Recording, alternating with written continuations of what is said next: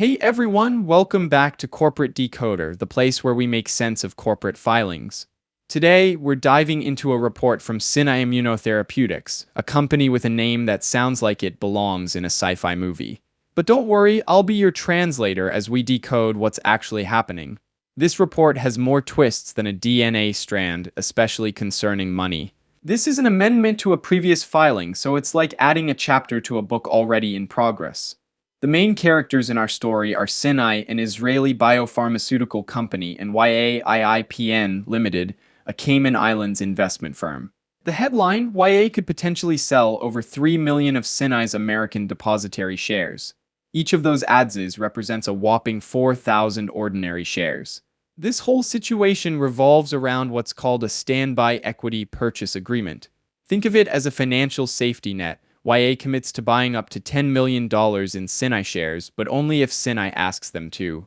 Scinai gets some cash, but that safety net can cause dilution. Here's where things get a bit complex. The price YA pays for these shares isn't fixed. It floats based on the market price during a specific pricing period. Scinai does have some control. They can set a floor price, a minimum price they are willing to accept. YA is considered an underwriter in this deal, meaning they're helping Scinai issue these securities. The selling shareholder, YA, will pay all brokerage fees. Scinai's shares trade on the Nasdaq under the ticker SCNI.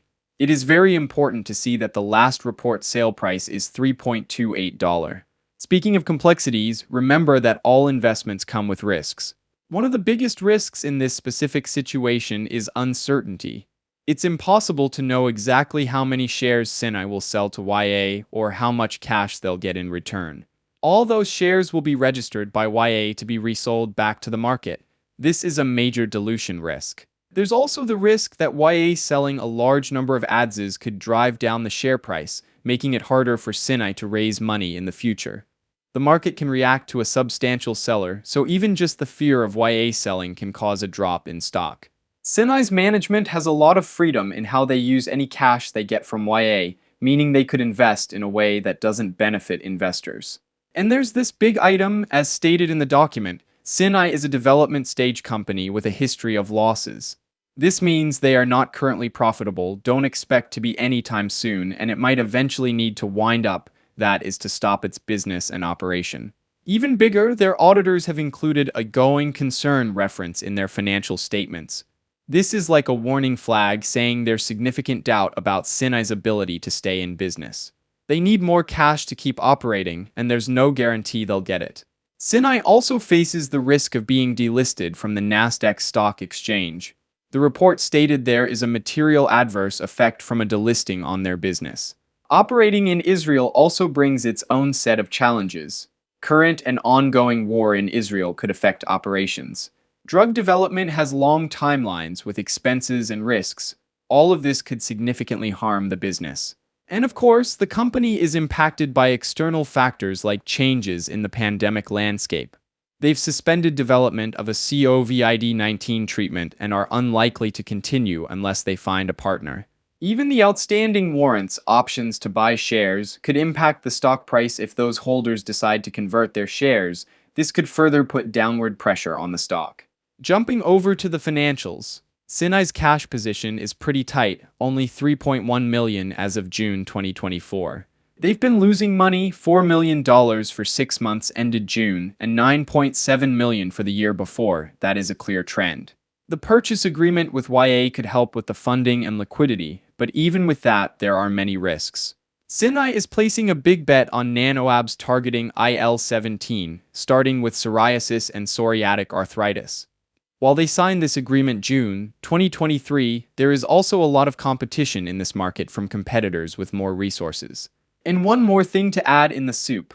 A disruption to their manufacturing facility could also deal a blow to their operation. On a more positive note, Scinai is trying to diversify by launching a CDMO business, essentially offering manufacturing services to other biotech companies. However, success here is not guaranteed, and this could be a new source of risk too. This is a timeline situation. The purchase agreement with YA runs for 36 months, giving them a long-term commitment, or until the $10 million runs out. CDMO services are complex and highly regulated, Failures in quality or timely delivery could damage relationships with clients. This is a real business risk. So, what does all of this tell us?